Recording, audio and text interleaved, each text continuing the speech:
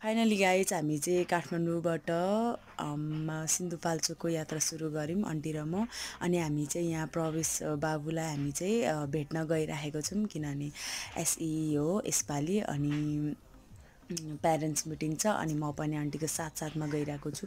र यहाँ चाहिँ तपाईँहरूले बाटो होइन, हरियाली, फुलहरू, पहाडहरू, यहाँको खेतबारीहरू, यो मानेहरू होइन देख्न सक्नुहुन्छ तपाईँहरूले।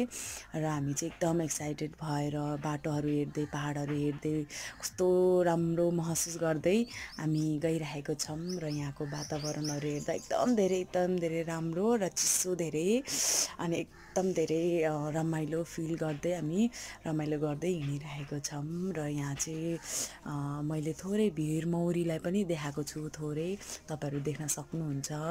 र भिरमौरी चाहिँ यही हो। र यो चाहिँ एउटा नदी हो, बर्खामा चाहिँ यहाँ रस्सीबाट पार गरिन्छ, र अहिले हिउँदोमा चाहिँ गाडी जान्छ बिस्तारै। फाइनली हामी चाहिँ अब पुग्न आँट्यौँ। र थ्याङ्क यू फर वाचिङ।